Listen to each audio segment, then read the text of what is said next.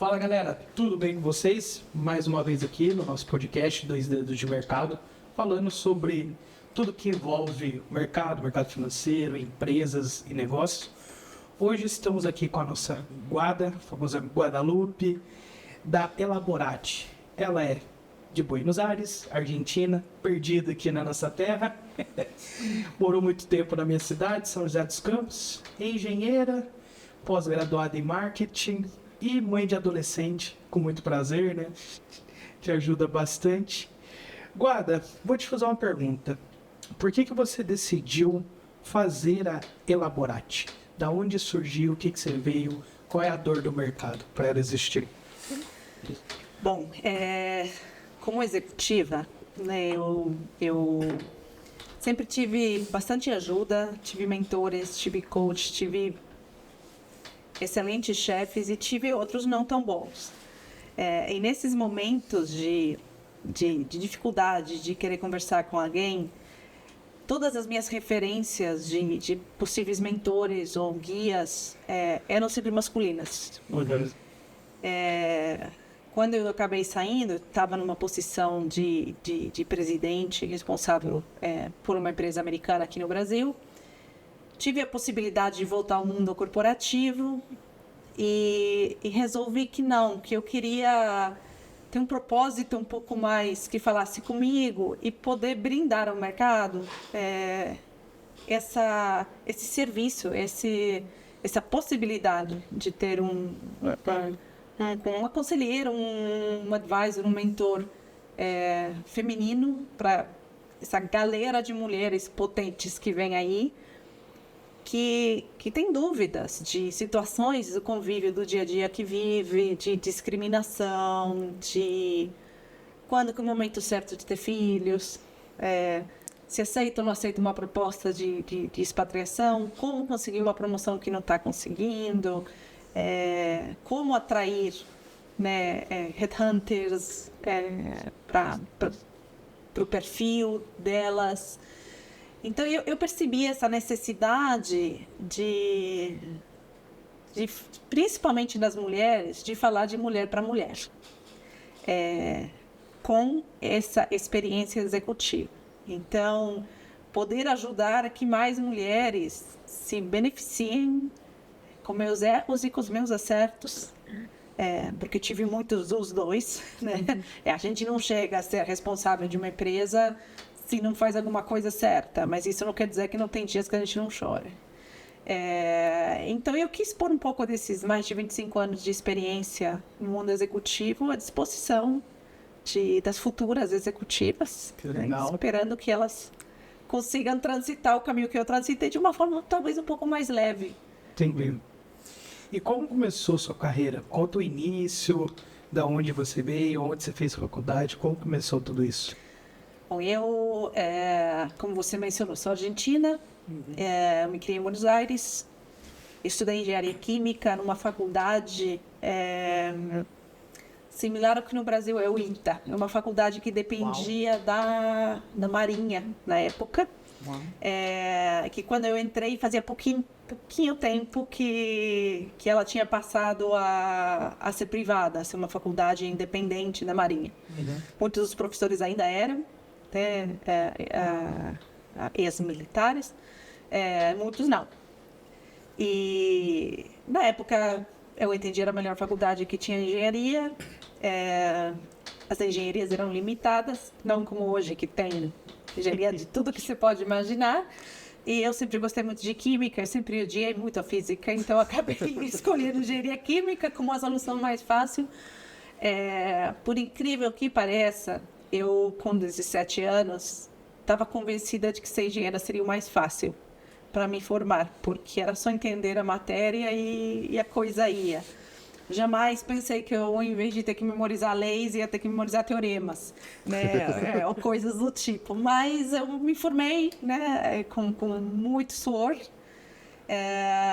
E meu sonho de consumo era trabalhar na Dupont, que foi a primeira empresa que eu trabalhei. Entrei como estagiária e fiquei 23 anos lá.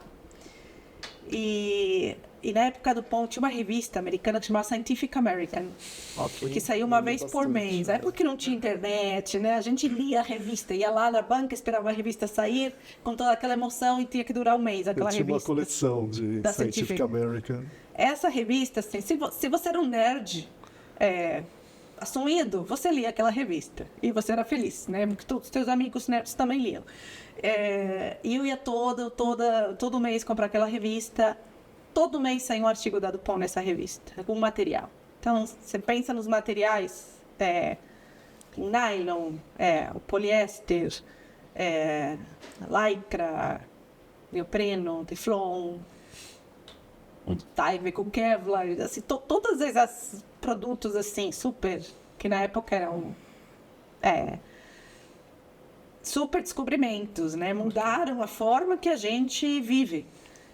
Todos foram inventados pela Dupont. Então, para mim, trabalhar na Dupont era... Você não tinha um engenheiro químico na faculdade que não soubesse o que era Dupont. E eu entrei... Estavam buscando... Quando eu apliquei para a Dupont, estavam buscando engenheiro eletrônico. Sim. E aí eu apliquei. E eu falei, eu não sou engenheiro eletrônico, mas vocês não são uma empresa de eletrônica, vocês são uma empresa química. Então, uma hora vocês vão precisar de engenheiro químico. Então, eu queria que vocês me entrevistassem para que já ficasse no banco de dados de vocês. E acabei sendo contratada, porque saiu uma pessoa muito rápida, eles precisaram acelerar o processo e eu já estava no banco de dados deles. Então, foi bem engraçado, porque eu sempre brinco que como engenheira química eu apliquei uma opção de engenheiro elétrico, mas acabei sendo contratada como engenheira química. E eu fiz a minha carreira lá no Dupont da Dupont, eu tive a possibilidade de ir para o Brasil. Acho que eu sempre tive uma visão de para onde ia a minha carreira. Então, Buenos Aires, o escritório em Buenos Aires era pequeno. E para mim ficou claro que São Paulo era como se fosse uma escala. Você não ia de Buenos Aires para Wilmington, onde estava a matriz, para Genebra, onde estava a matriz da Europa. Você fazia escala em São Paulo. Então, se você não passava por uma experiência em São Paulo, você não tinha muito para como pensar em crescer corporativamente num escritório que era pequeno. Então, eu comecei a aprender português, já quando estava na Argentina, porque falei, bom, se uma hora eu precisar, quando vier a oportunidade, eu já estou pronta para ir para São Paulo. E veio a oportunidade, vim para o Brasil, ia vir por 2 anos, acabei ficando até hoje, eu estou aqui, né? 22 anos depois, ainda estamos aqui. Depois eu tive a possibilidade de ir para os Estados Unidos, fiquei 4 anos, um pouquinho mais de 4 anos expatriada na Virgínia, com posições globais. Então, eu brinco que cada ano e meio, 2 anos, eu mudava de posição. No Dupont tinha muitos negócios muito diferentes. Então, era quase como se você morasse na mesma casa, mas muda de quarto. De alguma forma, aquele ambiente, o bairro que você conhece, os amigos que estão ali, né? O ambiente, aquele ambiente que você gosta, mas você faz coisa diferente e aprende coisas novas, mercados novos. Então, trabalhei com o mercado de embalagens, de adesivos, de calçado, automotivo, de vidro, de laminação de vidro, de composites, de aerospace, não sei, papel, não sei, 200 mercados diferentes. E é gostoso porque você não precisa mudar de empresa. Desafiador e motivador. Você está aprendendo coisas novas o tempo todo e você traz o que você aprende no mercado e leva para outro. Eu gostei muito disso e acho que por isso que eu fiquei tantos anos, né? Mudei de país, mudei de mercado, mudei de negócios. Então, isso te dá uma abrangência. Eu brinco que eu sei um pouco de muitas coisas e não tem nenhuma coisa que eu saiba muito, né? Eu não sou uma pessoa especialista, sou uma pessoa generalista, talvez por isso. Depois da Dupont eu saí para Ingridium, como presidente General Manager do Brasil, então era responsável da operação no Brasil. Ingridium é uma empresa de ingredientes para a indústria de alimentos e bebidas e algumas aplicações industriais, papel, têxtil, óleo e gás. E eu não tinha experiência, né? Nem no agro, que a gente compra milho para transformar em ingrediente, nem na cadeia de alimentos. Mas eu conhecia muito de negócios, de como fazer negócios. Então foi fácil, relativamente fácil, entender qual que é o modelo de negócio, qual que é a proposta de valor da empresa, como que a empresa faz dinheiro, como que a empresa resolve a vida dos seus clientes. E o fato de ter tido tantas experiências diferentes me ajudou a ficar pronta para uma posição de generalista, porque todo mundo que vira, de alguma forma, CEO de uma empresa, é porque consegue ver problemas de tecnologia, problemas de pessoas, problemas financeiros, problemas de clientes, de proposta de valor, lidar com uma crise, e coisas desse tipo. Então, você não pode ser muito especialista em uma coisa só, você tem que poder falar várias linguagens diferentes e trazer as ideias das diferentes áreas juntas. E de alguma forma, as escolhas que eu fiz na minha carreira me prepararam para isso. Então, eu sinto que eu tive uma visão estratégica da minha carreira, né, desde precisa aprender português, porque você, se não vai para o Brasil, não vai para lugar nenhum, até sair, às vezes, de uma posição maior para fazer um movimento lateral para aprender uma habilidade, um skill que você não tem. E na carreira a gente tem uma ilusão de que a carreira é uma linha reta, assim, que vai para cima. Não é, né? A carreira é muito mais tumultuada, né? Mas você tem que entender por quê que você vai de um lugar para outro. Então, parte do motivo, na tua pergunta anterior, de por que Elaborate, é tentar que as pessoas enxerguem a sua carreira e ajudar elas a enxergar a sua carreira de uma forma estratégica, com uma linha de tempo. Porque não é porque hoje eu quero, por exemplo, sair da carreira executiva e agora sou entrepreneur, né? Sou empresária e conselheira, que isso vai se materializar assim só porque eu quero. Eu tenho que ter um planejamento nessa carreira. Então, essa é um pouco a evolução, né? Da onde eu vim para como que eu cheguei, onde eu cheguei hoje. E todas essas etapas da sua vida, ao que parece, foram bem projetadas, foram bem... Você olhou e você sabia onde você queria chegar em cada passo. E com a Elaborate é a mesma coisa? Você sabe onde você quer chegar, onde você está e até onde você vai? Olha, eu acho que são escolhas que a gente vai tomando. Sim, tem um norte. Então, eu quero com a Elaborate ser uma empresa, por exemplo, global. Hoje, a minha empresa tem 3 meses de existência. Então, não é que eu sou empresária há uma década, né? Eu sou principiante de empresária. Agora, eu sou uma executiva muito experiente, uma principiante de empresária. O que é muito legal, porque quase se sentir adolescente de novo.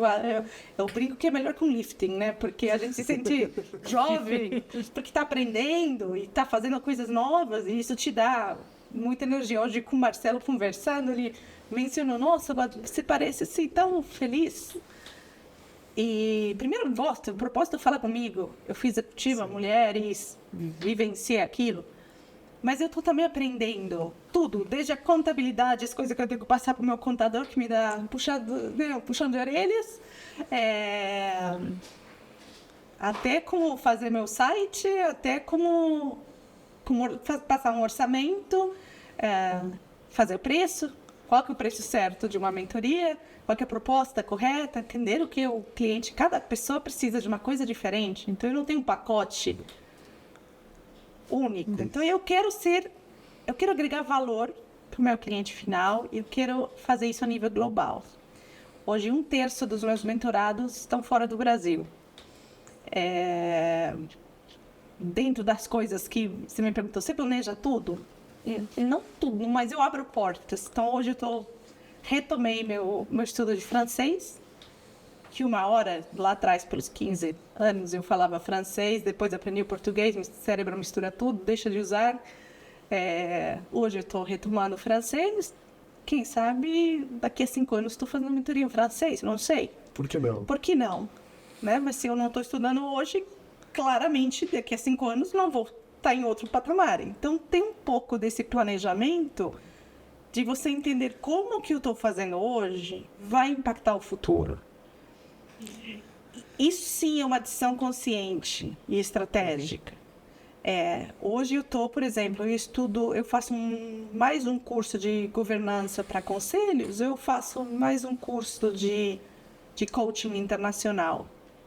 Porque tem empresas que querem contratar um mentor, um coach que tenha um título de coach internacional. Eu acho que sempre tem opções de aprender. O que você vai aprender e como isso te dá um retorno para conseguir aquilo que você quer, que são as decisões estratégicas da tua carreira. Porque tem mais de uma opção para decidir. Agora, eu imaginei aos 24 anos, quando eu entrei como estagiária na Argentina, que eu ia estar hoje onde eu estou. Não é uma coisa que saiu tudo exatamente como eu planejei. Agora, falando sobre isso, assim, esse período todo, dos 24 anos que você era estagiária, até se tornar CEO, e além disso, todas as posições de destaque que você teve na Dupont, é muito difícil para a mulher, tá certo? Sendo mulher e passar por isso, eu entendo que um dos objetivos da Elaborate também é auxiliar outras mulheres que estão nessa jornada. Mas fala um pouco como que é isso, porque eu trabalhei com mulheres na minha carreira, e eu via essa dificuldade, mas quando você é homem, você meio que olha e fala, meio que problema dela, entendeu? Ela tá até que saindo muito bem para estar onde está. E meio que os homens não dão muita atenção para esse tipo de coisa. Como que é ser a mulher passando por esses caminhos difíceis? Eu acho que tem várias coisas. Primeiro, o nível de exigência. Por quê? Porque tem a mulher profissional e tem as expectativas da sociedade para a mulher. Então, quando um homem, pai, fala, vou chegar meio-dia no trabalho, porque hoje de manhã tem a festinha de sei lá o quê, a apresentação da escola, todo mundo fala que é bom pai. Quando a mulher faz o mesmo, ela não está fazendo nada mais do que esperado. Porque ela é mãe. Não está falando, puxa, que boa mãe que está fazendo isso, além de estar lidando com todos os problemas que tem no trabalho. Então, as expectativas, elas são diferentes. É como que a mulher, ela tem que carregar toda a expectativa das nossas avós, isso é mãe, ama de casa, esposa, deixar comida, saber cozinhar, saber fazer, né, cuidar do lar, dos filhos, da família, dos pais e todo mundo. E agora tem direito também de trabalhar, sem abrir mão do outro. Essa expectativa da sociedade. Graças a Deus, eu casei com um homem maravilhoso. Vocês me perguntam, a melhor escolha da minha vida foi meu marido. Eu falo isso abertamente para ele também. Porque meu marido, ele sempre andou do meu lado. Ele não andou na frente, não andou atrás.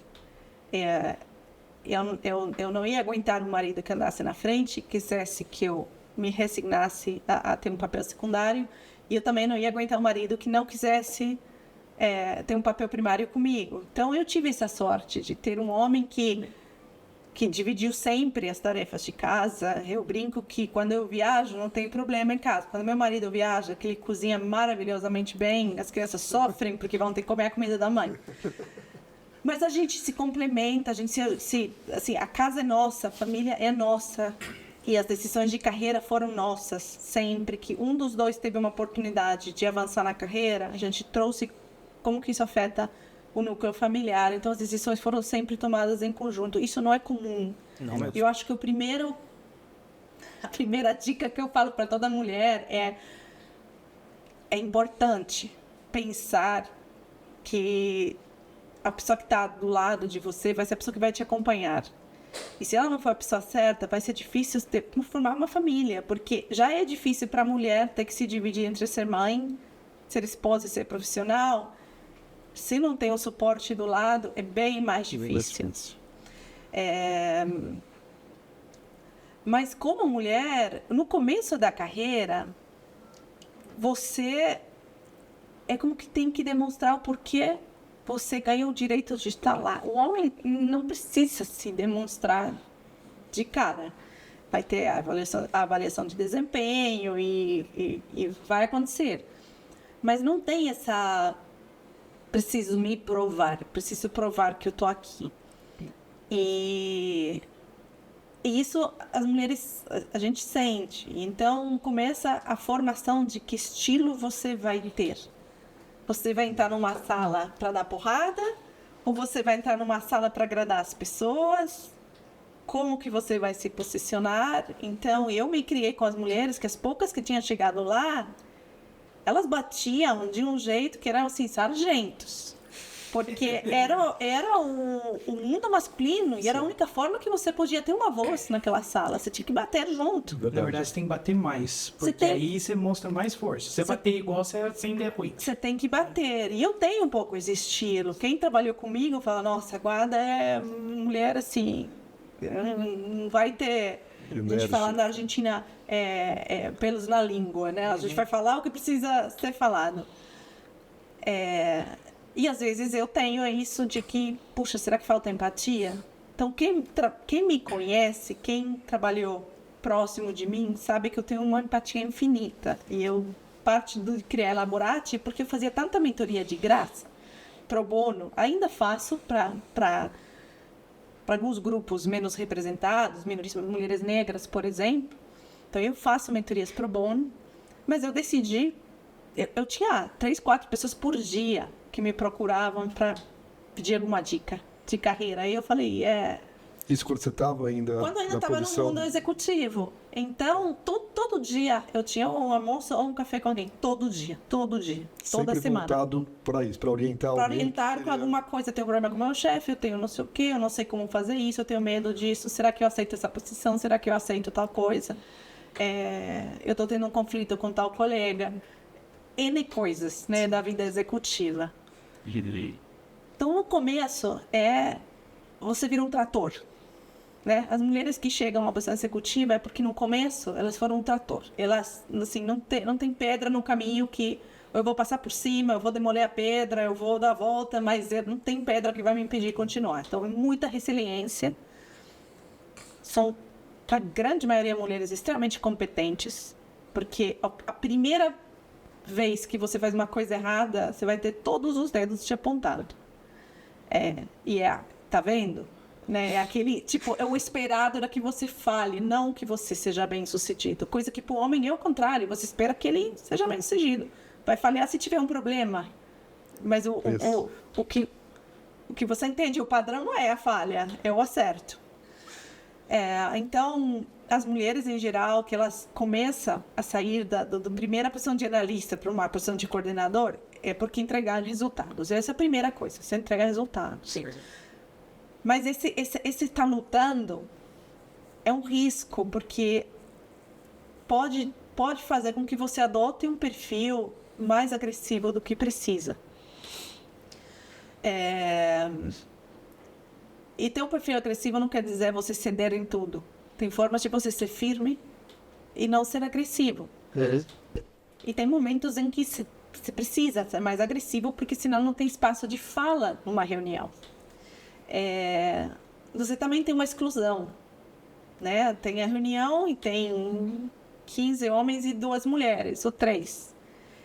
Vamos jogar futebol depois da reunião? Então você já fica fora. Então, vai jogar futebol, vai tocar no vestiário, vai ter conversas de negócios que você está perdendo. E você está concorrendo para conseguir resultados com menos informação. Porque tem um brotherhood que está dividindo informações, onde você não está lá no vestiário também, trocando informações no meio do banheiro, né? Então, você perde. A gente brinca que é o clube da bolinha, o clube do whisky, você não está nesse clube. Hoje já tem cada vez mais mulheres, então também começa a ter, as mulheres estão se tocando de que tem que ter esses espaços e tem que ter essa rede de contatos, porque se você não tem esse par dentro da tua empresa, você tem esse par fora e dá para trocar uma ideia também. Mas você vive experiências, assim como eu te falei de ir assistir a apresentação do filho. Você como mulher, eu já tive experiências onde eu fui convidada para ir para o bar depois de uma reunião de negócios, de uma reunião de liderança, com um dos executivos da empresa, E você fala, não, se quiser a gente toma café da manhã amanhã. Mas eu não vou para um bar fora do hotel onde todo mundo está ficando. Assim, não é correto. E tem julgamento por causa disso. E você acaba perdendo oportunidades de gerenciar negócios, porque o cara simplesmente não gostou do fato de que você rejeitou um convite para ir beber. Para um homem, isso não é um problema. Ah, vamos beber. Vamos junto. Vamos junto. Não é um problema. E a leitura de qualquer um que encontrar um homem com supervisor ou com um líder num bar, não vai ter julgamento. Agora, como mulher, se eu tivesse aceito aquele convite, estivesse naquele bar e aparecia alguém, eu consegui a próxima promoção porque eu estava no bar ou porque eu sou competente?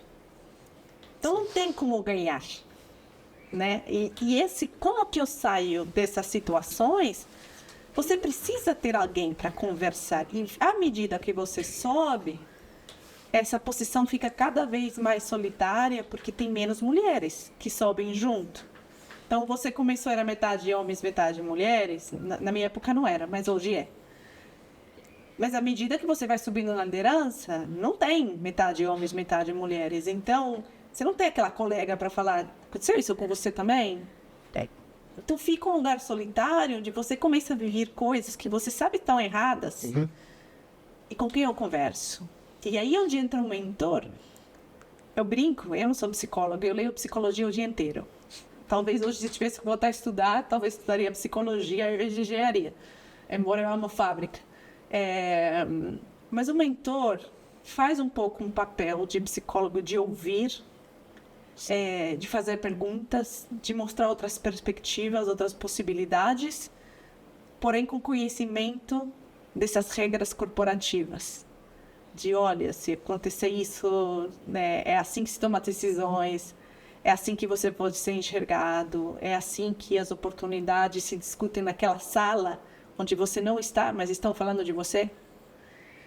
E você poder passar essa empatia de ouvir e de ajudar a pessoa a definir uma estratégia, conhecendo as regras do negócio, é diferente de ir na terapia. Eu não sou terapeuta, não é esse o meu papel. Mas eu faço um pouco um papel de um terapeuta informal. De carreira. Eu faço um papel de terapeuta amateur com um conhecimento executivo de entender as regras do jogo, porque para você ganhar um jogo, você precisa entender as regras. Sim. Se você não sabe as regras do jogo, você não pode ir para um psicólogo explicar todos os problemas corporativos e esperar que o psicólogo te dê uma alternativa, porque ele pode te dar muita coisa do autoconhecimento, da tua autoconfiança e tudo mais. Mas como que as decisões são tomadas dentro daquele ambiente? O psicólogo não sabe. Então, às vezes, essa frustração da mulher executiva, ela não é resolvida com o terapeuta. Não. E é ali que entra o papel de um coach e de um mentor. Faz todo sentido isso, mano. Eu trabalhei com mulheres brilhantes, assim, que tiveram carreiras incríveis, mas que eram nesse nível que você fala de serem duras mesmo, enérgicas. Eu tive uma chefe que eu adorava ela, sempre conto essa história por tudo, mas tinha dias que conforme ela abria a porta, eu sabia que aquele dia eu não podia encontrar com ela, porque se eu encontrasse, eu ia apanhar o dia inteiro, entendeu? Por nada. Era simplesmente... Era o dia dela daquele jeito, entendeu? Então, naqueles dias, eu entrava embaixo da mesa quando ela abria a porta e eu rezava para ela não me encontrar. Mas, por outro lado, eu adorava ela. Eu aprendi muita coisa com ela. E ela teve uma carreira fantástica também e me ajudou muito na minha carreira. Mas eu olho para isso e tem isso também, né? Você fala, aquele dia eu não podia olhar para ela. O que tinha acontecido com aquela mulher naquele dia? Né? Pois é. Que, às vezes, a gente carrega uma mochila que se fala... Sim, isso vai morrer comigo, não tenho com quem dividir. Pois é. Mas você quer bater em alguém. Então, e o mas homem, eu que apanhava e o homem dia. vai, então, mas o homem tem aquele cara com quem Extravasar e dividir, né? dividir. E aquela mulher não tem, Não tem. porque ela é a única mulher executiva, provavelmente, daquele grupo. Não, em posição de liderança como você. Sim, todas- CEO da Foi muito da empresa. engraçado essa história. Os últimos 3 anos, tem uma revista que se chama Gestão RH. Uhum. E eles têm um prêmio, que eles começaram com um prêmio para os melhores profissionais de recursos humanos, e faz alguns anos que eles estão com o prêmio também para os melhores CEOs, Brasil e Latam. Com um olhar humano. Então, não é aquele CEO só por ser CEO e pela performance, mas é os melhores CEOs recomendados pelos RH. Então, são CEOs que realmente têm um foco muito forte em pessoas. Nos últimos 3 anos, eu fiquei finalista entre os 100 melhores do Brasil. Na primeira vez que eu fui primeiro tinha pandemia ainda, então foi tudo virtual. No segundo, foi um evento presencial. Então eu chego lá, toda feliz, tinha homens e mulheres, quase a mesma quantidade. Pouquinho mais de mulheres do que de homens.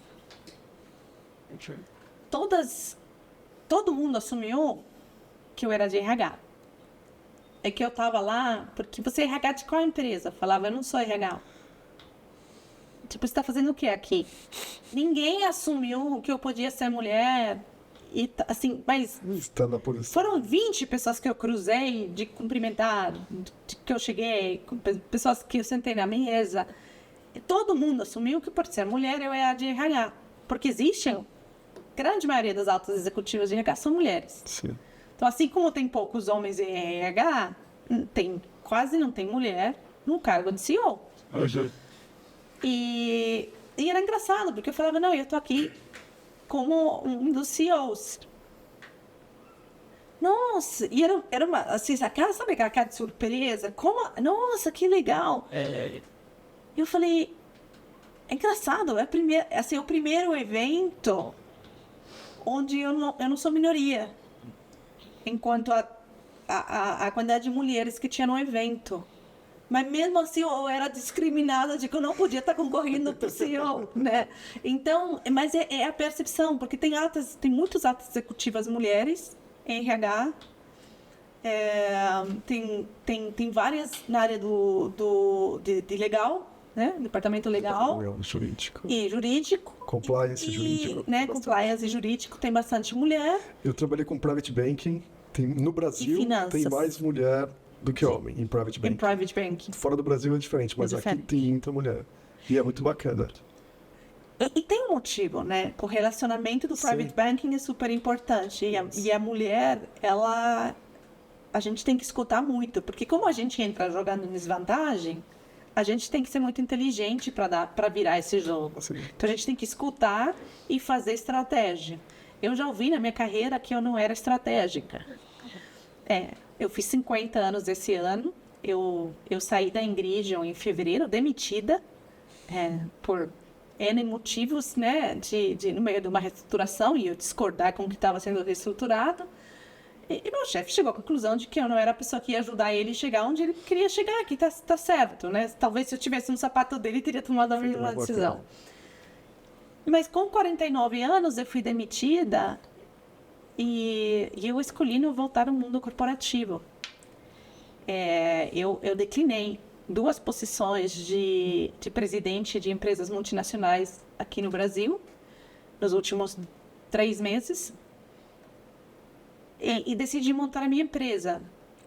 Então eu sorrio quando alguém, pensando, puxa, alguém me falou anos atrás, algumas décadas atrás, que eu não tinha pensamento estratégico. Para alguém que não tem pensamento estratégico, poder se dar o luxo de falar não, né? E escolher começar do zero a sua própria empresa e de alguma forma estar economicamente estável para poder tomar essas decisões, é porque alguma estratégia funcionou, né? A estratégia teve. A estratégia teve.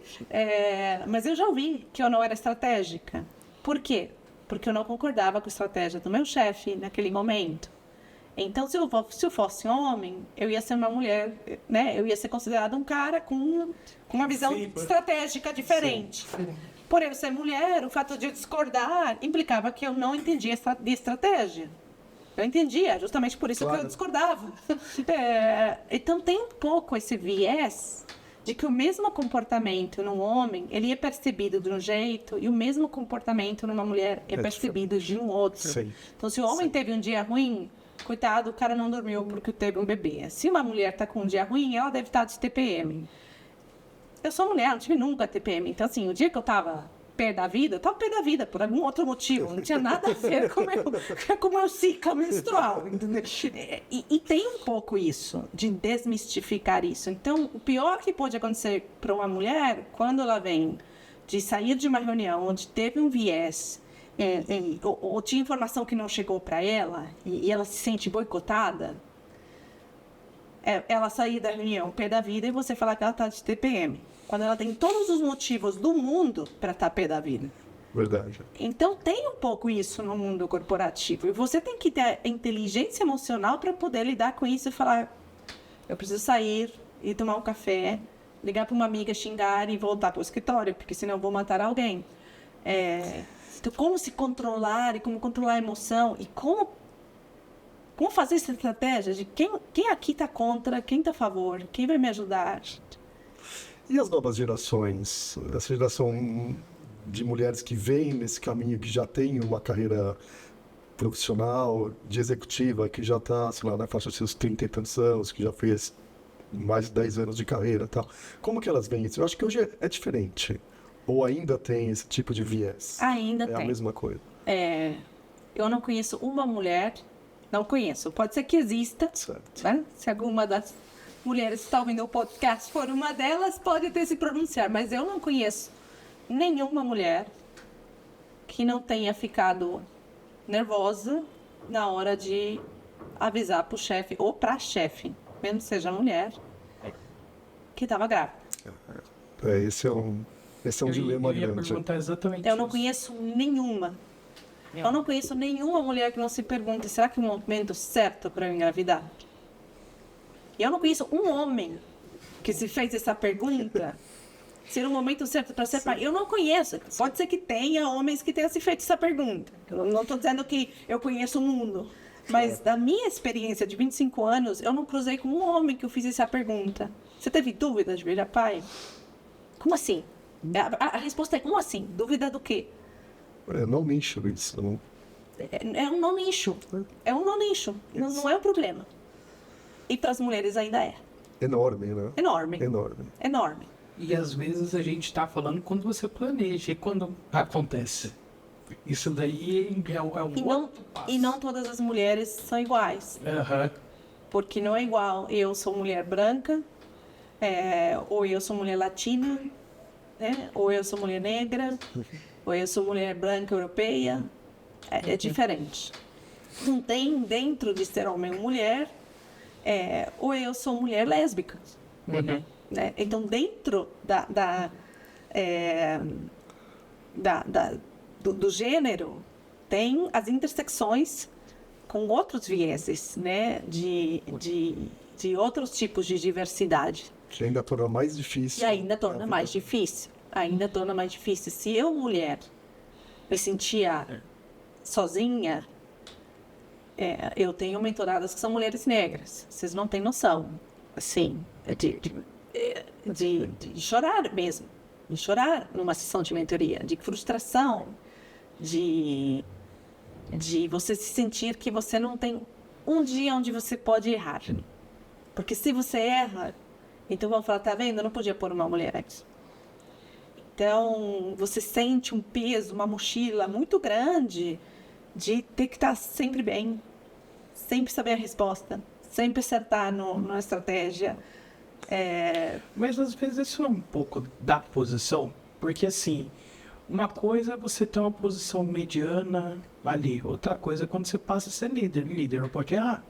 Será que isso não é dela estar ali? Afinal, ela decidiu. Às vezes o homem, quando eu assumi posições assim, eu também não podia errar. Errou, lascou, a gente sabe. Mas será que não um pouco, quando ela decidiu subir o degrau e ela não esperava isso? Será que às vezes não é isso? Não, eu acho que o nível da cobrança é diferente. Eu já vi Eu já vi homens errar, Ok. sei lá, projeto que era para ser de 60 milhões de dólares, o cara errar por 15, é 25%, né? Não é pouco. Não, foi irônico. E fala, não, errei, não sei o que, esse é o plano para resolver, passa o problema para frente. E o cara é promovido. Ok. E eu já vi mulher errar 4% e falar, não, fulana não cumpriu. E ela ser rebaixada de categoria na hora de avaliação. Então,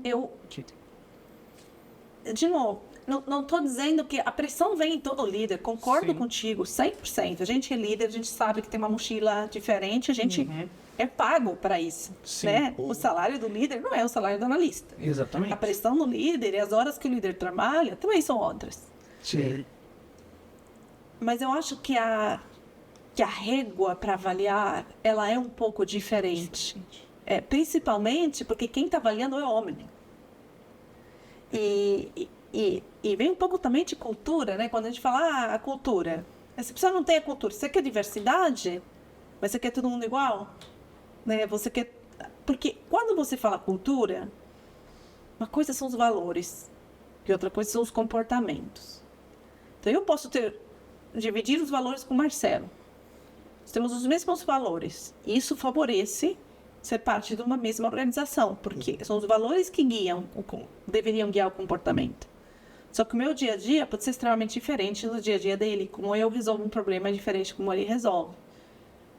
Mas se eu quero todo mundo, se eu entendo cultura por comportamento e eu quero que todo mundo se comporte do mesmo jeito, então todo mundo vem na mesma faculdade, estuda a mesma coisa, pensa igual, e você vai perder oportunidades de negócios, e você vai deixar de ver ameaças do mercado, e você vai deixar de ver riscos, porque nós pensamos iguais, e nós vemos A mesma coisa. e eu preciso que os caras enxerguem os que eu não enxergo. Então, às vezes, as regras definidas por homens, eles esperam um comportamento determinado que numa mulher isso não é natural. E é extremamente sutil. Sutil ao ponto que tem casos de assédio que não são reportados porque, sim, eu não tenho como comprovar que aquele líder que me convidou para aquele drink depois da reunião boicotou a minha carreira. Eu não tenho como prová-lo. Mas eu vi infinitos comportamentos. Só que se eu apresento um caso, se eu apresentava um caso na empresa que eu estava, não tem prova, porque é extremamente sutil. Então são milhares de pequenas coisas, aquela frase das microagressões, são milhares de pequenas coisas que é muito difícil provar. Mas eu me baseio na minha experiência, eu brinco que eu sou... Eu não tenho formação de mentora ou de coach. Eu tenho mais de 25 anos de vivência. É experiência na pele, né? De sentir, assim, de ter que defender mulheres que não reportavam para mim, reportavam para outros líderes. E eu falava, mas espera aí, você está avaliando essa mulher desse jeito, você acabou de avaliar um cara que faz metade do que ela faz de um outro jeito. Porque ele não estava percebendo o viés que ele tinha. E se eu não estava lá naquela sala, se não tinha outra mulher que levantasse a mão para defender aquela outra mulher. Então, meu objetivo na vida não é defender a mulher que não merece. Sempre tem que ter a competência. O desafio é como competir quando você sabe que existem desigualdades desde o começo. E que as regras e as exigências, às vezes, não são medidas do mesmo... Porque nós somos humanos, né? E os sistemas de medição de desempenho nas empresas, eles não são perfeitos. Não. São subjetivos. Você escreve uma avaliação, o outro então tem números. Sim, atingiu isso ou não atingiu isso. Atingiu o número. Aí vem, mas o mercado foi muito bom esse ano. Então não foi a pessoa. Sim. Baseado em quê? Né? E aí o ano foi ruim? Não, tem um ano ruim. E aí você levantou a mão e falou, não, peraí, todo o mercado foi ruim. O mercado no Brasil caiu 15%, esse cara caiu 10%. Não importa. Então, na verdade, ele fez um baita de um trabalho, Então, ele foi porque melhor. caiu menos do que o mercado. Mas, assim, as pessoas, importa. muitos líderes não chegam com esse nível de preparo com cada um dos seus funcionários. Então, como fazer com que a prova seja a mesma prova para todo mundo? Não é uma coisa assim. Não é simples, não é simples.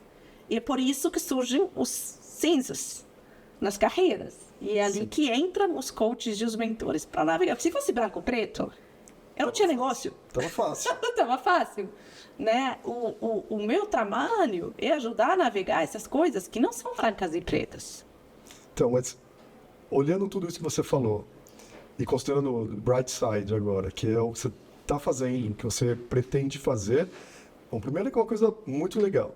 Você fazer mentoria para essas mulheres, para essas pessoas que estão passando por situações similares ou muito parecidas com a que você passou.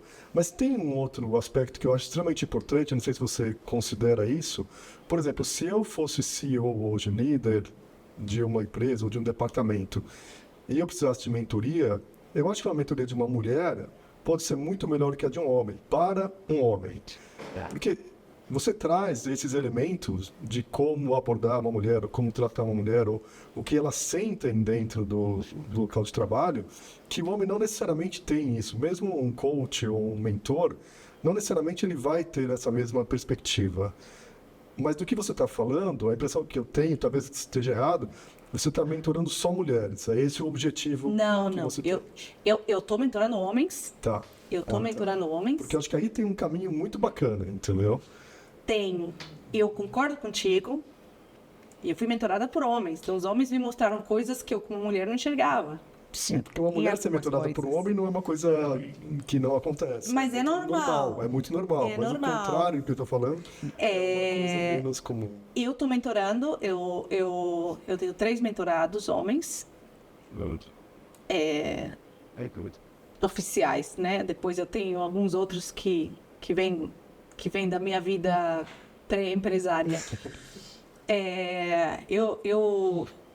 Eu tenho mentorado muitos homens ao longo da minha carreira. Entre outras coisas, os homens, eles se priorizam. Então, quando eu tenho mentorado um homem e a gente faz um trabalho, ok? Então, para a próxima sessão você traz isso. Sim, 9 de 10 fazem lição de casa, fazem bem feito, dão continuidade. As mulheres, elas sempre têm alguma coisa que vem antes do que elas. Então, muitas das mulheres, elas entendem o conceito, entendem que tem que melhorar, começa e depois volta a dar prioridade em tudo na vida, menos a carreira dela. Então, tem isso. Por isso que eu insisto nas mulheres, porque para algumas mulheres, levantar a mão e pedir ajuda é sinônimo de fragilidade, de fracasso. Eu tenho que ser dura, eu tenho que... E muito da minha mensagem é, não, você é mulher, você não precisa ser, né, Mulher Maravilha. Você pode pedir ajuda e a gente está aqui para ajudar. Mas a mentoria de homens, eu concordo contigo, porque esses homens, cada vez mais, dentro dos objetivos até de carreira, para esse homem poder crescer, ele precisa criar diversidade nas equipes que ele está liderando. E diversidade não é só mulher. Mas quando ele começa a enxergar a diversidade com mulher, que é metade do planeta, ele começa a enxergar a diversidade com todas as outras diversidades também. Então, eu acho extremamente saudável você ver, não tem aqueles 4 quadrantes do que você conhece, do que você vê de você e os outros também veem. Do que você vê de você, mas os outros não sabem, né? Depois tem o que os outros veem e você não vê. E aí onde entra o mentor? Para mostrar essa parte oculta, o que eu não vejo e você também não vê, fica lá, ninguém sabe e vida que segue. É um desconhecido para todo mundo, mas aquilo que eu estou enxergando em você e você não enxerga, é ali que o mentor pode te ajudar muito, porque te ajuda nesse autoconhecimento de como o que você faz impacta nos outros e o que resultado isso traz para o negócio. pro teu cliente, pro teu time, para os teus parceiros, para tua carreira no fim do dia. Né? Então, eu faço... Eu não acredito em fechar portas, eu acredito em abrir. Agora, guarda, o que a Elaborate tem diferente do que outras empresas? Que eu sou mulher, e eu tenho 25 anos de carreira executiva e eu cheguei na posição de CEO. Então, esse é meu diferencial, né? Voltando para o marketing, que a gente brincava de engenheiro que estudou marketing. Quando a gente vê um negócio...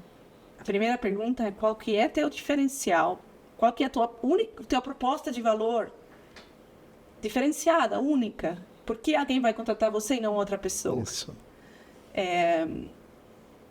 E eu acho que o meu diferencial, sendo mulher que chegou a essa posição de CEO, pode trazer esse olhar de... que às vezes os homens conseguem ver com outro homem, mas... para a mulher é muito difícil. A maioria dos homens que eu mentorei, eles são homens extremamente inclusivos, extremamente preocupados com diversidade e inclusão. Não é à toa que eles escolheram alguém como eu para pedir ajuda, para pedir coach. O que faz sentido e é difícil para o homem escolher isso. É difícil para todo mundo escolher um coach, né? Porque você está abrindo o seu coração, não só a sua carreira, mas você está abrindo os seus medos, as suas fragilidades. Os medos profissionais são piores que os medos pessoais. São. Que te expõem e te fragilizam. Te expõem, te fragilizam. Você tem um posicionamento, às vezes, daquela pessoa, né? Você falou como líder do super-homem, de super-mulher, né? Que eu consigo tudo. E muitas pessoas não querem nem falar que fazem mentoria. Porque pensam, eu falar para o mundo que eu estou fazendo mentoria, o que isso fala de mim como líder? Eu não sou bom líder o suficiente, que eu preciso de um mentor? Então, é engraçado porque eu recebo recomendações, eu já estou com meu terceiro mês de empresa, com mentorados que vieram de recomendação de outros mentorados. Que bacana. Mas eles não vão postar né, uma recomendação, porque eu não quero que o mundo saiba que eu preciso de mentorias. Então, mexe muito com o ego. Eu acho que o ego masculino, às vezes, é maior que o ego feminino, e muitos homens se sentem mais frágeis ou mais vulneráveis até de pedir mentoria. Não de pedir, de falar que está fazendo mentoria. Mas o homem também tem essa coisa de conquista, de ter que chegar primeiro, de ganhar, né? Que desde criança, né? As meninas ficavam lá brincando no negócio e ganhavam todo, né? A gente brincava de boneca todo mundo junto.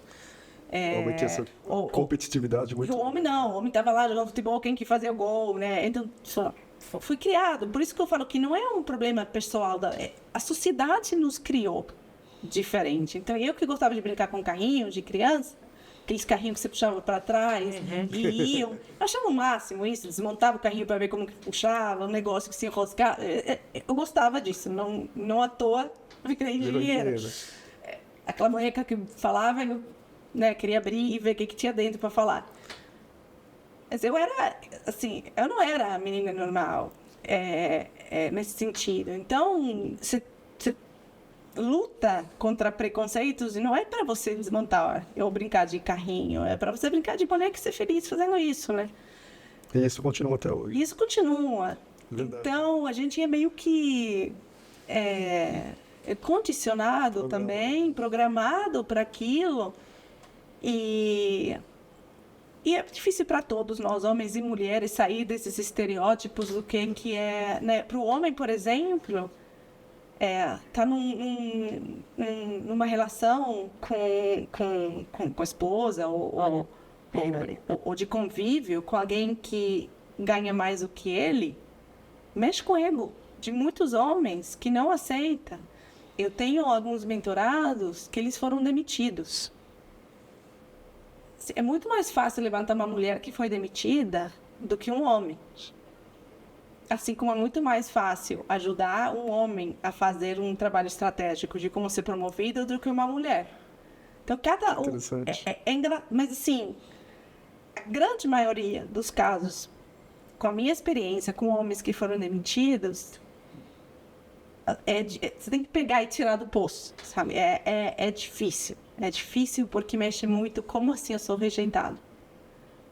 Como assim alguém não me quer na sua empresa, ou não me quer nessa posição? E as mulheres, não, é ok. E rejeitou a bola pra frente, e agora o que eu faço? Quais são as minhas opções? E já.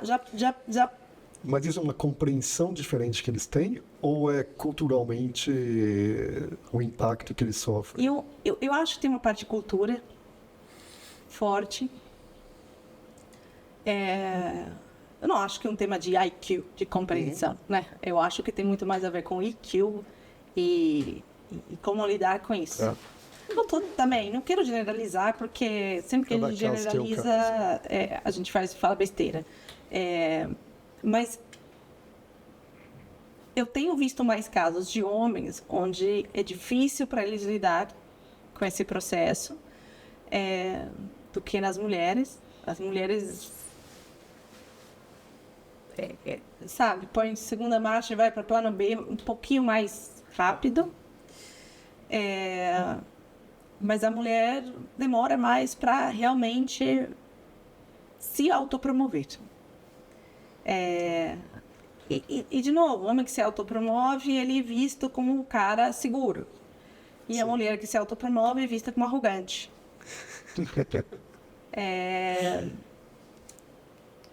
Não é bom ou ruim, mas é uma realidade. Mas se existe essa realidade, então o que eu faço? Como que eu defino a minha estratégia para eu não ficar para trás? Se sou homem e se sou mulher, a gente tem que ter autoconhecimento e desenhar a carreira dessa forma.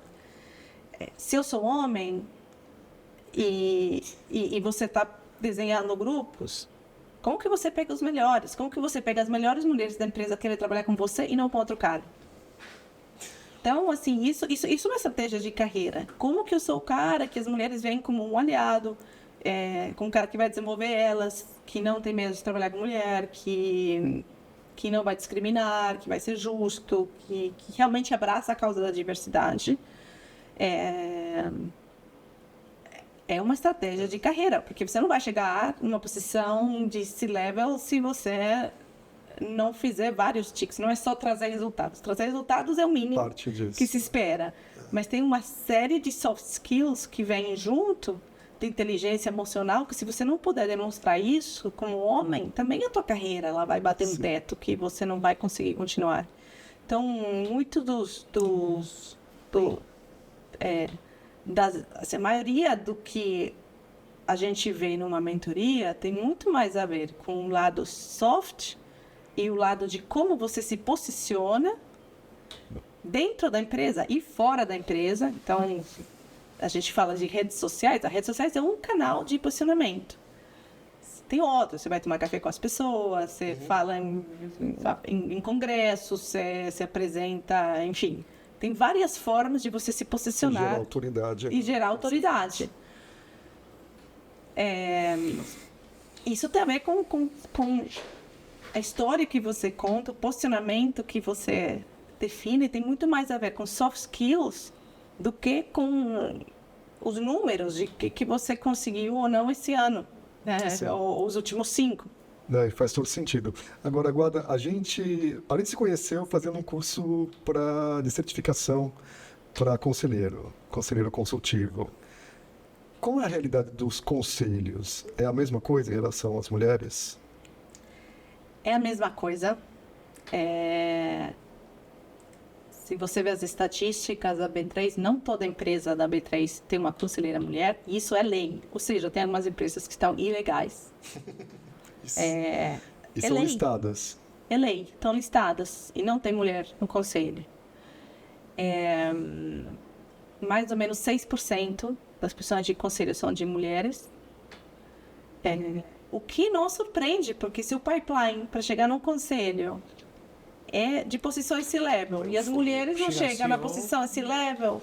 Para quando chegar à posição C-level, a última coisa que a mulher quer é dividir seu tempo em mais coisas ainda e correr o risco de falhar. Então, é natural que tenha menos. Eu faço parte de um grupo que se chama Diversity on Boards. Somos um grupo começou como um grupo de mulheres conselheiras. Começou com umas 4 amigas que se juntaram, que depois viraram 20 numa semana, e depois, um mês depois, eram 100, e hoje são mais de 1.600 membros, que são mulheres que ou já trabalham em conselho, ou têm formação de conselheira. Hoje o grupo está aberto para homens também, para todos os tipos de diversidade. Não é um grupo só de mulheres, e homens não são admitidos. Não é mais. Eu fui convidada para fazer parte do conselho. É um grupo que tem menos de 2 anos de existência. Agora virou uma empresa, Diversity on Boards, e me chamaram para fazer parte do conselho. São conselhos pro bono, mas é um caminho que a gente começa a trilhar, né? Do mesmo jeito que a gente planeja estrategicamente a carreira executiva, a gente precisa também planejar estrategicamente a carreira de conselheiro. Assim como você foi um dia estagiário lá atrás, tem que começar a ser estagiário hoje de novo. Tem que ser estagiário nos conselhos, até você ganhar experiência e exatamente. Agora, o que olhar, quando você é o número 1 da empresa, você está olhando para todos os lados para ver de onde vem a próxima bolada. É isso, o papel de CEO é isso, porque você não sabe se o problema vai vir da operação, se o problema vai vir de um escândalo, de uma crise na mídia social. A verdade é essa, né? Quanto mais funcionários você tem na empresa, mais chances de alguma coisa acontecer, que obviamente você não sabe, porque o CEO não controla todo mundo. Então, essa visão holística de chegar ao sistema como um todo, isso é uma coisa que você já traz do mundo executivo. Colocar isso à disposição de uma empresa, inclusive para falar, vocês estão percebendo que o pipeline de vocês só tem homens? Vocês estão percebendo que todo mundo opina igual sobre esse potencial problema? Ninguém está... Então, tem um papel de você ter pessoas diferentes que tem a ver com a sustentabilidade daquela empresa. Se a gente não vê que a bolada está vindo da direita e a gente só está olhando para a esquerda, a gente vai tomar uma bolada. Então, não quer dizer que a bola vai deixar de vir pelo fato de você ver de onde está vindo. Mas você vai conseguir parar, você vai conseguir desviar, você vai conseguir se preparar para esse impacto. Não vai receber aquela bolada que você não sabe de onde que veio e você tombou por causa disso. Então, a diversidade tem um pouco a ver com isso.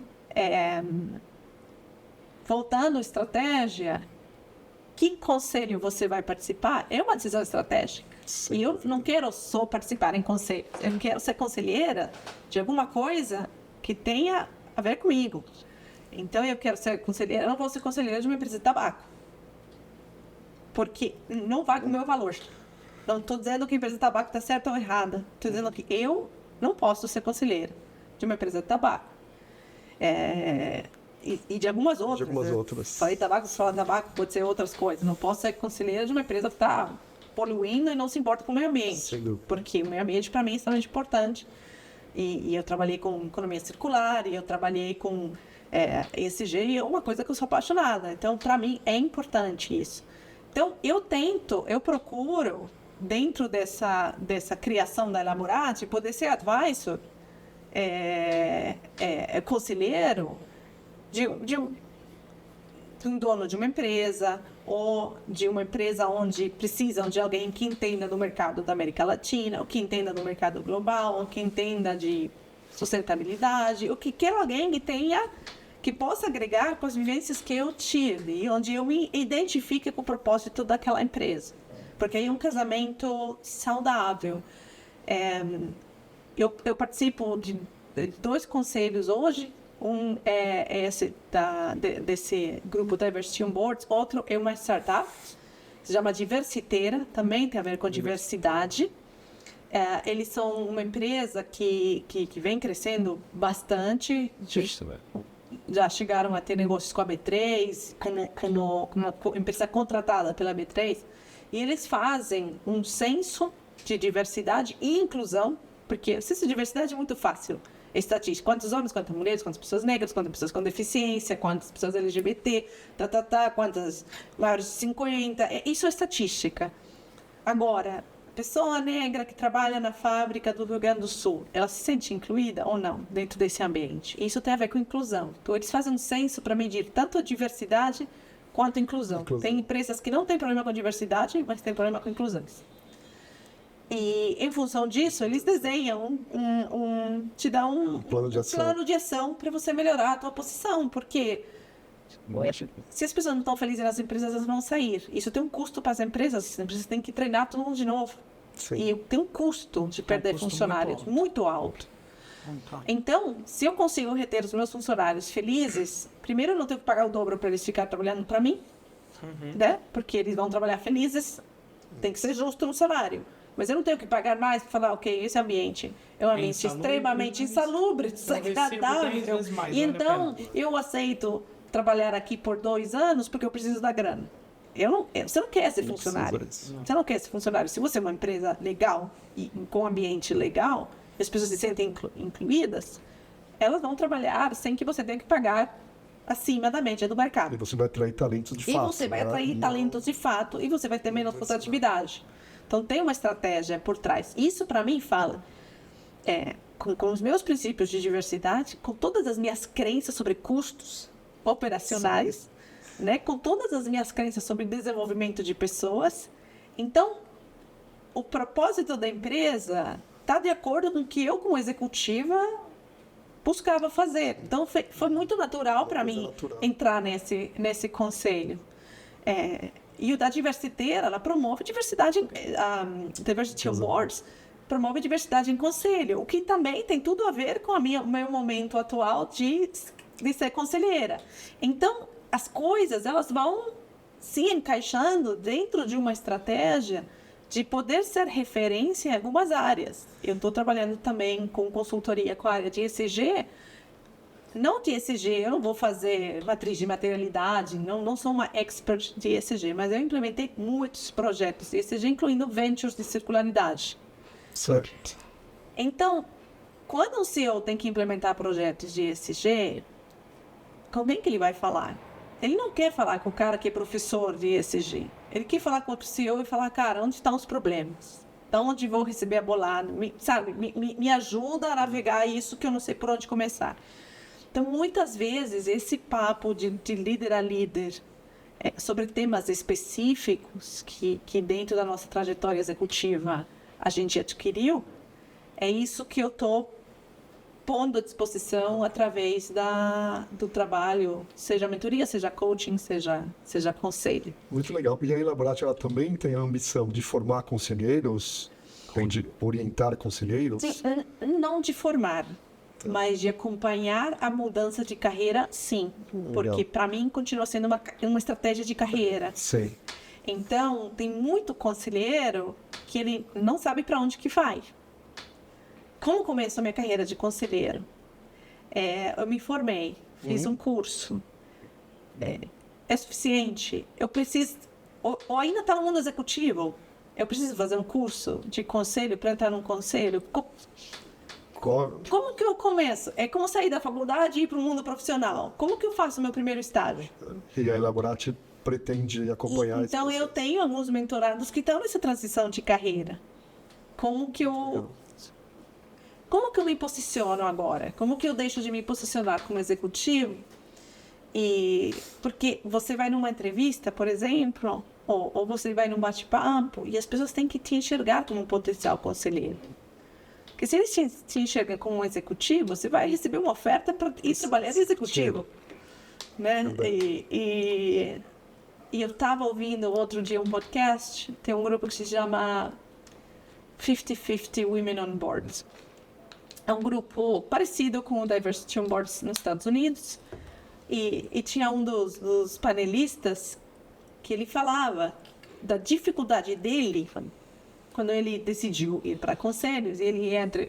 Obviamente, o mercado americano de conselhos é muito maior. Então, tem headhunter que busca conselheiros. No Brasil, isso está incipiente, está começando. Sim.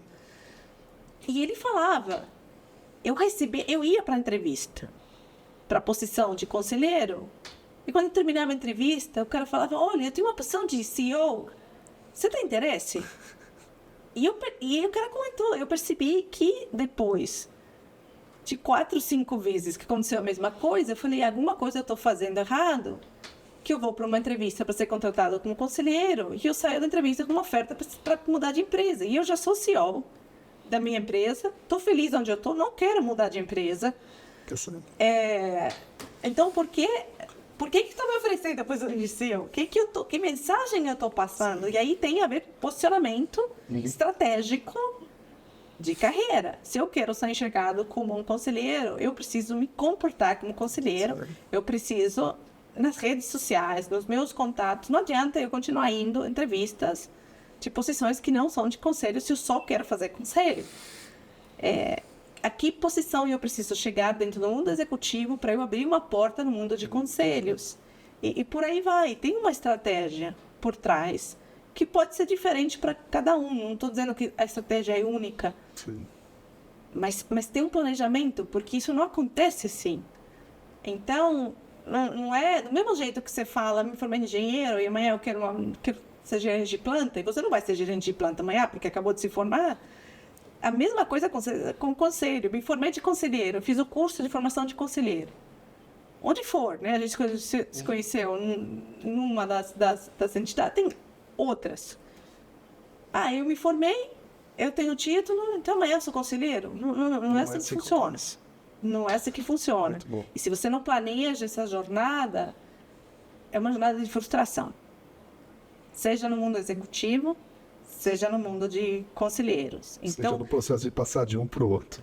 Então, o trabalho do mentor é fazer esse fio condutor que depois vai depender da pessoa executar. Claro. Mas é mostrar esse caminho. E mostrar... Para mim, o mais importante é mostrar esse caminho desde a vivência.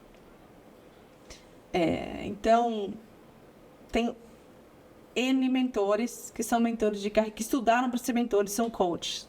E eles têm 3 anos de experiência no mundo profissional. Eles vão ter 50 testes psicológicos de autoconhecimento, disso, daquilo, que eu não tenho. Não é essa a minha formação. Mas quantos problemas reais que eles viram de discriminação no mundo corporativo, de como que as promoções são feitas, de realmente navegar esses altos e baixos no mundo corporativo, que são doloridos, né? A vida executiva, ela tem muitas recompensas mas tem muito sofrimento também, tem os dois lados. A gente, nas redes sociais, mostra só bonito, né? Mas a gente sabe quantas lágrimas a gente derramou. E tem erros que a gente pensa, se eu soubesse isso, se eu soubesse 5 anos atrás do que eu sei hoje, eu teria poupado tanto choro, né? Tanta frustração, tantas corridas na esteira, né? Cada um libera do jeito que pode. Mas todos nós temos essas frustrações, homens e mulheres. Então, os melhores coaches que eu tive foram todos coaches de pessoas que estavam no mundo corporativo, que conseguiam me mostrar com experiência, com exemplos. Por que eu estava acertando, por que eu estava errando. Fazer perguntas de estrutura, né? Porque as organizações, elas são diferentes, mas tem coisas em comum, tem práticas em comum. Então, quando a pessoa muda de área, eu tenho uma mentorada que saiu de uma área de operações e foi agora para a área de negócios, com uma super oportunidade, mas bate insegurança. Eu era de operações e agora estou indo para negócios. Outro mundo. E como que eu viro vendas? Mas a pessoa não é uma pessoa de vendas. A pessoa está à frente da operação toda agora. Você responde pelo P&L. Então, não é só vendas. Você não abriu mão da outra área. Você não está sendo contratado para essa posição porque você é um expert comercial. Uhum. Então, por que te deram essa posição e não deram para outro? Primeiro passo, entenda isso, né? Então, tem essas conversas de você mostrar, por ter tomado essas decisões, ao executivo aquilo que ele não está enxergando.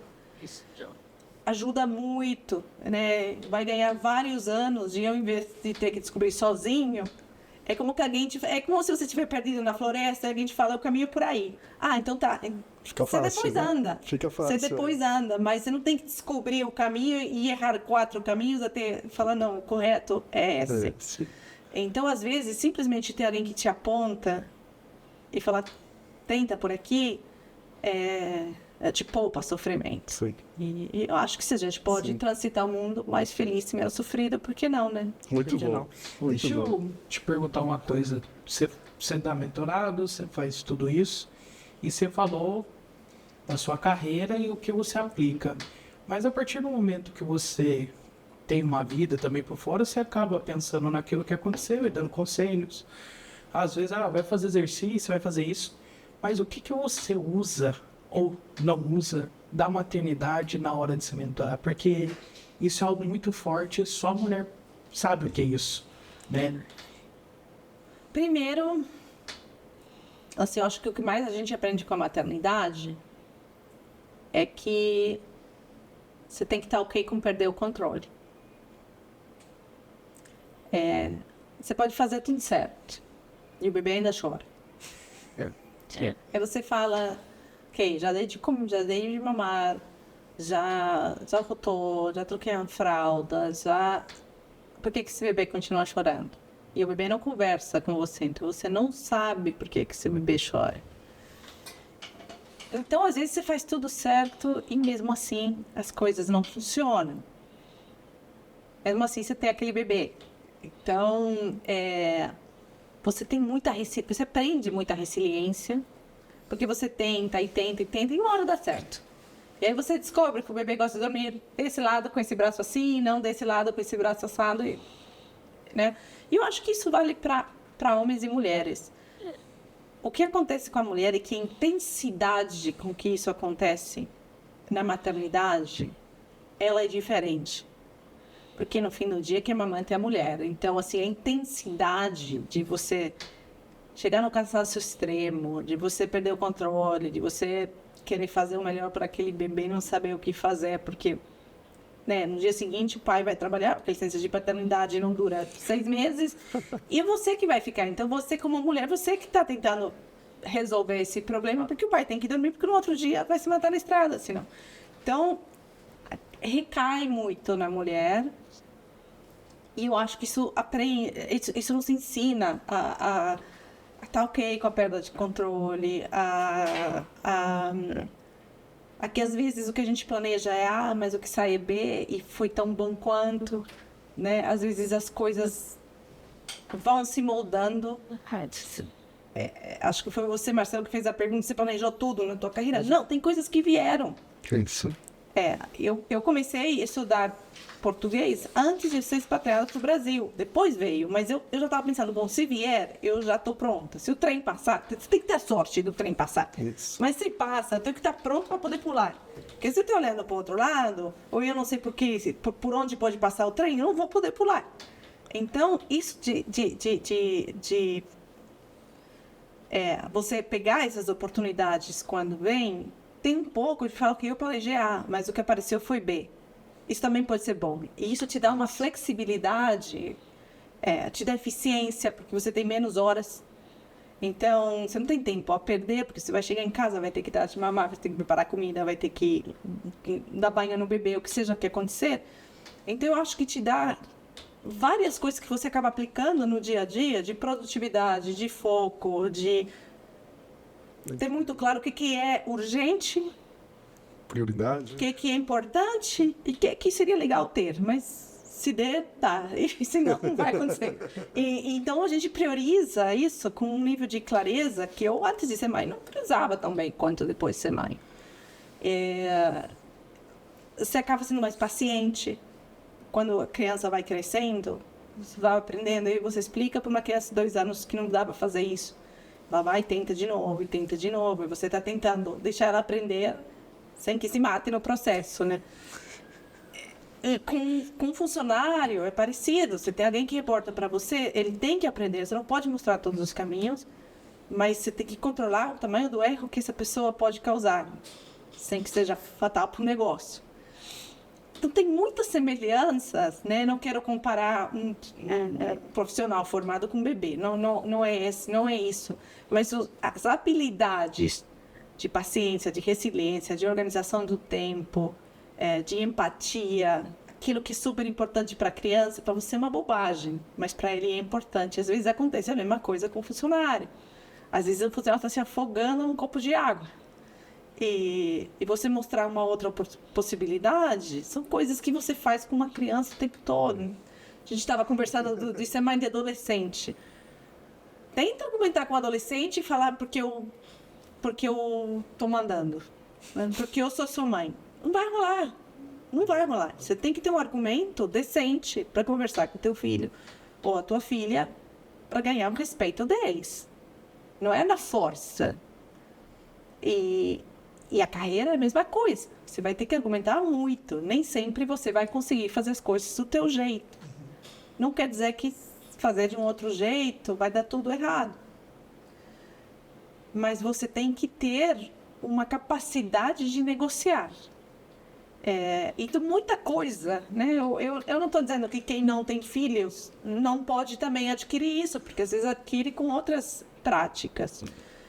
Mas a maternidade, ela te dá uma série de... Ela demanda uma série de habilidades humanas, sim, que eu acho que transformam esse líder em um líder mais humano. Quando você, como homem, fica uma noite inteira sem dormir porque o bebê chorava, você entende aquela tua funcionária que chega um dia de manhã e ela está quebrada, porque você passou por isso. Eu fui expatriada nos Estados Unidos e eu fui discriminada por ser mulher latina. Nunca tinha sido discriminada antes. Então, como argentina no Brasil, eu não fui discriminada. Tem vários brasileiros que falam que a gente não tem problema com a Argentina, a gente tem problema com o argentino. Boa. Mas assim, de verdade, eu não fui discriminada. Meu marido também não se sentiu discriminado. Acho que a gente é diferente e briga por futebol, mas tirando o futebol, a gente é muito parecido, né, em muitas coisas. Quando eu fui para os Estados Unidos, por que você, mulher latina, está vindo ocupar uma posição de liderança global, sendo que tem tantos americanos bons? Eu ouvi isso de uma pessoa na minha cara, ela me falou. Por que eles estão trazendo você? Eu fiquei em choque, eu falei, como assim? Hoje eu consigo entender como uma pessoa se sente quando ela é discriminada, porque eu fui discriminada. Eu senti isso na pele. E é diferente sentir na pele do que ler num livro. Não quero dizer que eu preciso ser uma pessoa deficiente para eu entender. Eu posso tentar compreender, mas eu não vivo o dia a dia de uma pessoa deficiente. Eu não vivo, eu não ando numa cadeira de rodas e eu chego numa esquina e eu não consigo atravessar a rua. Eu não tenho esse problema de deslocamento na cidade de São Paulo. Imagina uma pessoa cadeirante na cidade de São Paulo.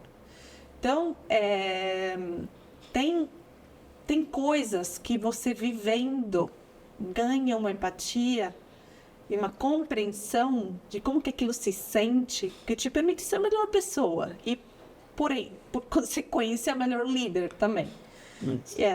Eu sempre falo para as mulheres, a maternidade, ela te puxa em todas as direções. E não tem mulher que não se cobre porque a gente quer continuar sendo a executiva perfeita, a esposa perfeita e agora também a mãe perfeita. Só que de todos esses, o único que pode morrer se você não faz bem é teu filho ou a tua filha. Então, essa é a prioridade sempre. Né? E depois, você vai escolher se vai ser o teu marido ou o teu emprego, dependendo de quão feliz você está com cada um deles. E depois vem você. E sempre é assim, para todas as mulheres. É desse jeito. Então, aos poucos, achar esse equilíbrio novo de Quanto tempo eu dedico para isso? Quanto tempo eu dedico para isso outro? Porque não tem um momento perfeito. Tem um vídeo no YouTube da SEO da Bepsico, que ela fala dos timings das mulheres. Aí quando você está no máximo da tua carreira, você pode ter filhos. Você está no período fértil. Aí você se tem filhos, aí começa a se... Aí você está subindo, então vai frear a velocidade com que está crescendo ou não. Quando você tem filhos, aí você começa a assumir posições globais, aí você começa a viajar, aí teu filho precisa disso. Aí teu marido está no momento de carreira dele, então você está puxado. Quando teus filhos já cresceram, teus pais estão envelhecendo, você tem que cuidar dos teus pais. Então, é como que nunca tem um momento de paz, isso, né? Mas a vida é assim, então você pode reclamar ou você pode planejar para aquilo. E planejar é que tipo de trabalho você vai ter, que tá ok para você agora. Eu tive momentos da minha carreira onde eu quase não viajei. E eu assumi uma outra posição que requeria menos viagem, porque eu precisava estar do lado. Eu queria estar do lado dos meus filhos. Eu tive outros momentos da minha carreira onde eu comia 3 comidas por semana dentro de um avião. Ou seja, assim, 3 jantas, estou te falando, desse nível de viagem, de jantar no avião. Aí você fala, sim, tem momentos e momentos. Quando a gente não tem filhos, a gente está disposto a fazer coisas que quando a gente tem filhos bebês, a gente não está disposto a fazer. E quando a gente tem filhos adolescentes, a gente volta a estar disposto a fazer, ou não. Porque vai mudando. E as tuas necessidades, elas mudam. Não. Então você não é... Eu não sou a mesma pessoa que eu era aos 18. Então se você me dissesse aos 18 que eu ia estar abrindo mão de uma posição de presidente de empresa... Eu te falava, não, a não ser que a empresa seja ilegal, não tem por que recusar uma posição dessas. Mas hoje, com 50, eu quero controlar a minha agenda, eu quero ter um propósito maior do que simplesmente fazer dinheiro para outra organização. Então, não é só que posição, é qual que é o propósito dessa posição, o que eu vou aprender com ela. E eu não quero dizer que nunca mais eu vou considerar o mundo executivo, né? Porque também é uma coisa muito forte. Guarda, você nunca mais vai voltar para a empresa? Não sei. Pode depender de muitas coisas. Mas o principal é que aquela proposta daquela empresa seja uma coisa onde eu sinta que eu estou aprendendo e que eu estou encantada. Eu vou abrir mão da minha empresa de mentoria? Não vou abrir mão mais. Essa empresa vai ficar, porque é uma coisa que eu amo, mesmo que eu tenha um mentorado por ano. É uma coisa que eu amo fazer. Eu amo dar conselhos, e o fato de estar em conselho e fazer as mentorias me permite ter um pé no mundo corporativo, porque o conselho, eu estou no mundo corporativo, vendo o que está acontecendo com o mercado, vendo o que está acontecendo com novas tecnologias, vendo o que está acontecendo com riscos, né, climáticos e sociais e tudo mais. Então eu tenho um pé no mundo corporativo, só que não na execução, no conselho. E eu tenho meu outro pé no mundo das mentorias e do coaching. Então, esse pé em cada lugar está me dando um equilíbrio que, nesse momento da minha vida, está saudável. Para mim, a empresa pode crescer e amanhã eu preciso de sócios nas mentorias. E isso também é uma coisa que faz parte do planejamento. Então, eu já tenho potenciais sócios mapeados, porque se amanhã crescer, eu tenho tantas horas no dia para fazer mentorias. Não posso fazer mentorias de 50 pessoas. Então, tem um pouco desse planejamento que a gente faz para o negócio, que a gente também tem que fazer para a vida pessoal e carreira. A maioria das pessoas só planeja quando chega. Quando acontece. Agora eu tenho esse problema, então resolvo o problema. Mas eu não planejei. O que eu faria se eu tivesse esse problema? Que é um pouquinho diferente, né? De ser... Eu uso uma palavra muito nas minhas mentorias, que eu acho que eu canso os meus mentorados, mas faz parte do meu papel, que é intencionalidade. Você não tem que fazer as coisas porque aconteceu e é o que deu. Você tem que ser intencional. O que você quer? Você está fazendo isso por quê? Porque me pediram. Não, isso não é intencional. Por quê? Por que você está estudando isso? Por que você está se preparando para aquilo? Por que você está aceitando essa posição? Por que você aceita uma expatriação? Por que você não aceita uma expatriação? Porque você tem A carreira, as oportunidades chegam. A gente não fala que sim para tudo que chega. E também não fala que não para tudo. Tem coisas que a gente fala que sim e tem coisas que a gente fala que não. Isso faz parte da tua decisão estratégica de para onde ir. E de alguma maneira ir dando forma àquela tua jornada. Que tua, é única, é pessoal. E eu não posso julgar. Às vezes o que eu falaria que não, outra pessoa fala que sim. E tudo bem, é o que te faz feliz. Não somos pessoas diferentes, né? Muito legal. Muito legal. Não, legal mesmo. Não é o meu universo, é o seu universo, né? E é diferente. É uma visão de mundo. O Marcelo tem uma convivência com ele, bastante, já sei das dores, mas você tem uma visão de mundo diferente, né? Você chegou numa posição, de uma forma diferente, competindo com gente diferente, mas que decidiu estar lá. E sabendo que o jogo, às vezes, a balança sempre pesava para o outro lado. Então, sua força foi maior. Isso é muito interessante. Muito mesmo. Obrigado, eu aprendi demais. É bom. O que você Obrigada. me passou mudou minha forma de ver minha mulher. De verdade. Que bom, que bom. Parabéns. Que muito bom. legal. Agora você tem a oportunidade de Dia dos Namorados, de abraçar a tua mulher e falar obrigado por ter, né, por lidar com essas coisas. Com certeza. E assim, a gente como mulher também se ajuda muito. As mulheres, né? A gente tem isso no nosso grupo, né, Marcelo? A gente se formou, tem um grupo de... Foi a primeira dificuldade que a gente encontrou num projeto com um curso, foi assim, foi um imã para unir as mulheres. A gente se dava bem, todas as mulheres, mas nunca teríamos nos unido Se não fosse um homem colocando a pedra no caminho. Foi só botar a pedra, a gente falou, Fizemos Homem de fora do grupo. Os homens de fora do grupo. Fizemos um subgrupo de mulheres, Isso. falamos, vamos lidar com esse problema. Vamos. Tudo organizado, tudo resolvido. Saiu um projeto fantástico desse. Por quê? Porque é histórico, né? Quando o homem saía para caçar, a mulher ficava em grupo. Então, a gente cresceu. O homem Na história, a gente cresceu colaborando, se ajudando. Então, não sei se é porque assim fomos criadas Que volta a história, que não tinha competição.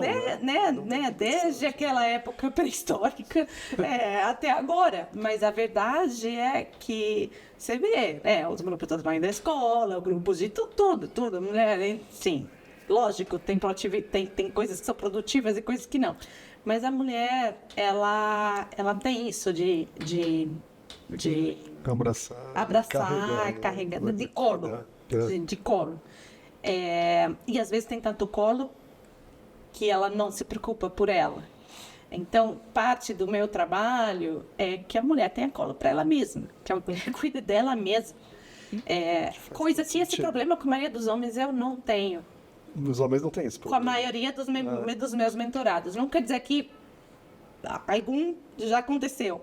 Mas, em geral, as dúvidas dos meus mentorados têm muito mais a ver com a estratégia de carreira e para onde ir e etc. do que com a autovalorização deles. De eles enxergar quão bons eles são. E na mulher, não. É como que sempre tem alguma outra coisa. Então, é interessante não generalizar, é interessante saber ouvir. Eu estou começando essa jornada, eu sou extremamente grata pelas pessoas que confiaram em essa minha experiência para as primeiras mentorias. E faz parte também da minha jornada aprender, né? Continuar me capacitando para conseguir ser melhor mentora, melhor conselheira. Eu acho que muito é prática também, a gente vai avançando. A gente vai se encerrando e quero você, não uma, não duas, nem 3 vezes mais aqui, mas ad infinito, porque você tem muito a passar para todo mundo, além de uma carreira brilhante, como uma pessoa fenomenal.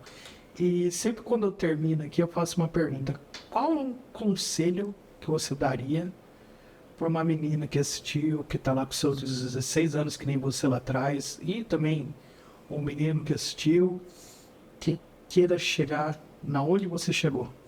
O que você falaria?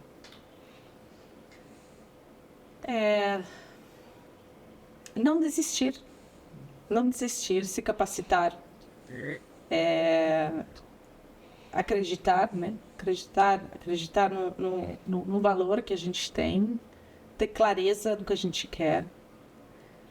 Parece uma loucura, mas a maioria das pessoas não sabe o que quer. Não tem clareza. É verdade. Se você não sabe o que quer, comece pelo que você não quer. Tenha clareza do que você não quer, da linha que você não vai cruzar.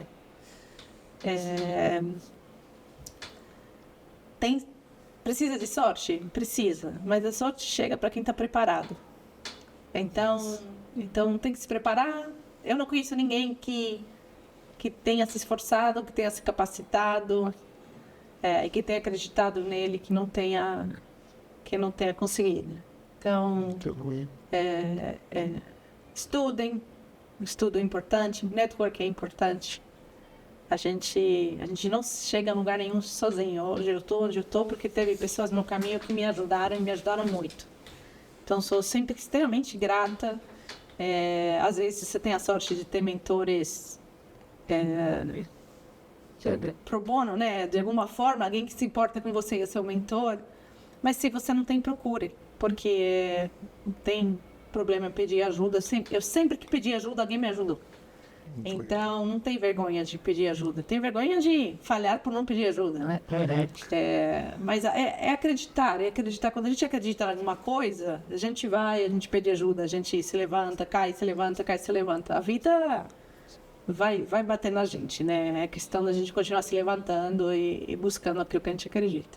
Muito legal, Guada. Fico muito feliz de você ter vindo aqui. Que bom. E queria te fazer uma última pergunta também. O que é a felicidade para você, Guada? E o que te faz feliz? Você pergunta o que é felicidade. Acho que sentir que eu estou no lugar certo. Eu acho que felicidade para mim é chegar no fim do dia e querer viver o dia de novo, né? Querer viver o dia de novo e não pensar, puxa, amanhã eu tenho que acordar. E, pelo contrário, acordar pensando, tem um dia aqui, um presente. E é isso. Acho que a felicidade não é uma coisa, né? É uma somatória de muitas coisas. Eu sou muito grata por muitas coisas. Eu acho que felicidade começa por ter gratidão. Se você não pode ser grato pelo dia que você teve, né? O convite, eu sou grata de estar aqui hoje. Então, eu acho que a gratidão traz felicidade. Muito legal. Guada, fantástico. Muito obrigado pela sua presença. A gente aprendeu bastante. Demais. Eu que agradeço vocês. Obrigado. Até uma próxima, pessoal. Obrigado. Obrigado.